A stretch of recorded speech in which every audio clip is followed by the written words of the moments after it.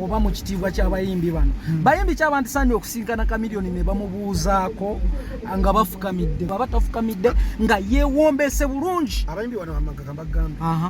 Juliana Kanyomozi asana sanga Chameleone afukamire kabagambe wulira abayimbi bano kabagambe Juliana Kanyomozi ayi nambiru Eagles band Eagles production yonna wadde bayawulamu bonna Bobby Wine Edrisa Musoza Kenzo David Dutalo aba bayimbi kuli jimu ene eriwo ya Alien Skin banyabo balina fukamira kwebaza abantu abo bayita mu buzibu bw'amaanyi okuteeza industry kwante evamu abayimbi balina okufukamira be bani batuddiremu Sebatta mukulu Sebatta tata Sebatta buli komanyi nti ayina ennyimba ezisukka mu abiri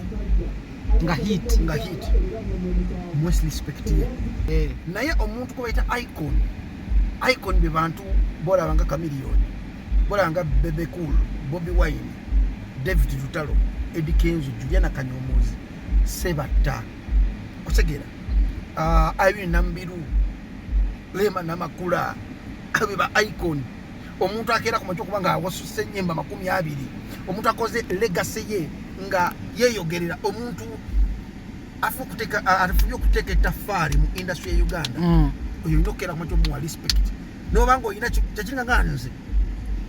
era nsakira bukyali bwamwe buno bwakajja mu industry bukyali bwamwe buno bwakayiga okwogera ku radio Jacob olina omuteeka respect because olina okubeera olina mugezi ogera mu attackinga ate olina okubanga omanyi nti olina history w'endongo nga bwana olina okufukamirira Jacob buli muntu ene omawulire nga tanakuweza myaka 20 alina okuadressinga Jacob n'ekitiibwa kubanga nange nkuwa ekitiibwa but mulimu ekintu ekitwa respect Edwin anoyo omugomanya alina okufukamirira Alpha Times yafuka kati ng'obwo bonna bali ku radio ezo zakatandika obutandisi balina okuwa respect balina okufukamira radio eziwezezza emyaka 10 kati nze swa keera kumakya kuyisa mu maaso abakulu be nasangawo Mr. Mosh ate Mr. Mosh mu radio business yakajja buzi era naye n'okufukamirira wali ate Mr. Mosh mu addressinga mu kika kirala nti Mr. Mosh be bakuba founder bekintu ekiyitibwa endongo beba abastrugglinze endongo okufuka kino kyeri ositegeera abastruggling okupromotinga Uganda music entertainment industry yonna at large Mr. Mosh omuaddressinga kyova ntiro nemba ayina ekintu kya submitting nkiddamu nga nkiwa respect ositegeera kati muno bu Alpha Times obakayiga okwogera bwebakakolera botiki obwo obakayiga okujja ku mayengo ag'e Kampala balina okumanya nti waggulu w'omumanyi wabeerawo ki omumanyi ate waggulu wa industry wabeerawo bantu bagimekiza okubeera kikyeri okitegera osobola okubeera kikimanyi nobeera nga gwe olya mu lumene oluzizi ng'oli awo oyagala bakulabe oyagala oyogerera bantu bakulabe naye waliwo ate abantu abatakyayagala kunoonya nze sirina radio bwenkola netasobola kuneeyimba ku mileage ku radio kwakola ku radio kwakolera tanakuwezaako tanakweta business eweza milioni 10 nze ffe tuli mu biliyoni netwakakolera radio you understand so bintu bingi byolina okubanga otunamu nga tunakwatakinga muntu so the regime of Alien Skin they should kneel down for Chameleone they should kneel down for Chameleone they should kneel down for Eddie Kenzo they should kneel down for David Dutalo they should kneel down for Juliana Kanyomozi Irene Nambiru Rema Namakula buli muntu Papa Mesa Kisamakula those big people are struggling okubeera nga industry likyeri figures afukamira yes my dear aba figures tebana kutuka kona hafu wanje tebana kutuka kwa hafu hata oyo alina ofukamira ddala yes alina ofukamira ddala because the industry tetandikidde ku bo muyimbi kyayo Edwin awo alina ofukamira Chameleone gomanya omuyimbi ayinza okufukamira Chameleone ye muyimbi atanala kera kumacha kola sponsor zisuka mu bbiri bwatu nakola kosa zisuka mu bbiri you have to do that for Chameleone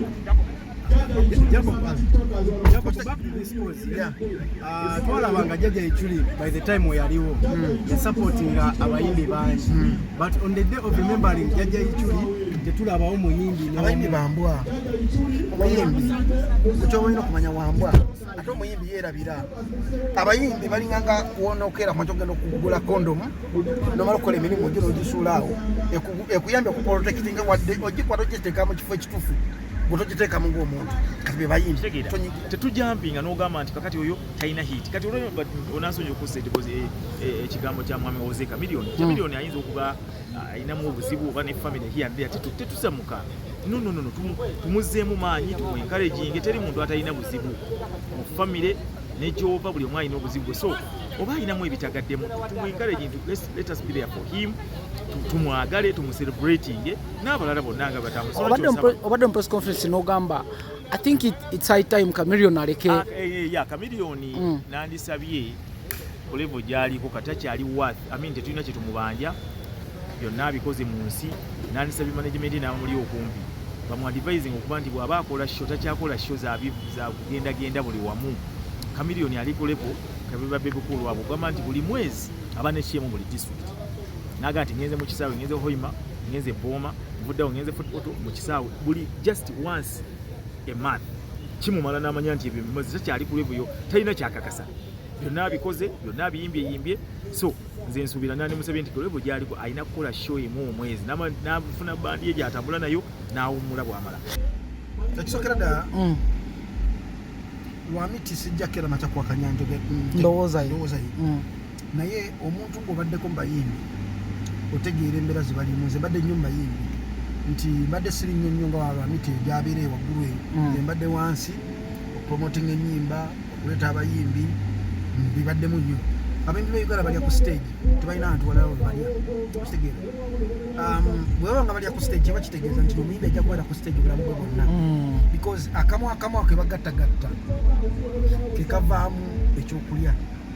kekavaamu okukola ennyimba zolaba kekavaamu okukola audio kekavaamu okukola okubeera nga erinnya Chameleone lisawundinga mu bantu singa Chameleone omujjako stage boot kiba kitegeeza nti enfuna ye ekendezeza naye nga omanyi nti ebya Uganda nti tulwanyisa ekintu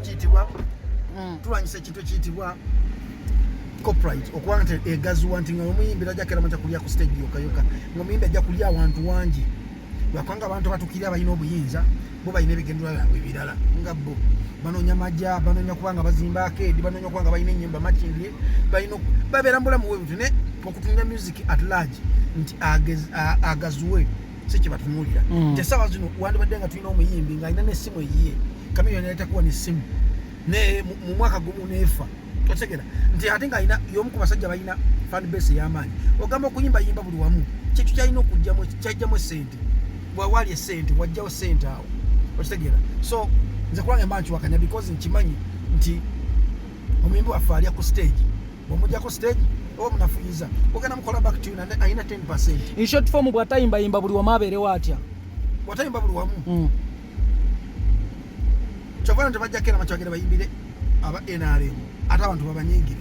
abantu bagambe nti mutuliddemu olugwe naye nga weebuuza ssente zivaawa essaawa zino omuyimbi okweta abantu 15 omala kuba nduulu n'okuweza abantu 3,000 otegera ate abayimbi ebennaku zino kati babbeeyi beereega ojja kusanga omuyimbi omu ng'ali mu miliyoni 215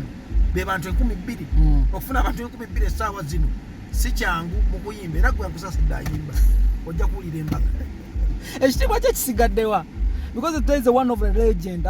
to be celebrated ekitiibwa kye kisigaddewa to be common everywhere ku musingi gwa Uganda gwe gwazimbibwa mutunira bajjajja baffe bahamani basudde abedda abatandika gundi bakubanga kalukalo nga basimba ekideeya ne bakuba kalukalo kiba kitegeeza nti gwe musingi gwe gumu gwe tukyatambulirako bwanga bahamani basudde bayimba kalukalo ne bano ekintu ekiriwo nti ate bano bo tebalinga nga bali nti bali bayimbiranga 2,000 1,000 1,500 bali bayimbira mutwalo awo kawali resource y'omuyimbi walina okufuna kasente awatali awo akubira tosubira nti omuyimbi ajakera kumacha afune sente okujja nga afunye endorsement deals nga olaba Spice Dana nate endorsement deals zijja kugira buli omu batunya numbers impact kijoyina ojja kera kumacha osange ng'oli muyimbi mukazi nga alina endorsement deals nyingi naye nga baawe yali managing director wa company mwadde endorsement deal. Yes. So ebintu bisinga obungi bivaalinga ate nabo bafuna omukisa edda Uganda ng'ekyali virgin MTN yateekagamu sente belolaga baani abo naye nga abayimbi bennyini bakola ki bebagana okukeera mu kyo kubanga batwala endorsement deals ezo waggulu nga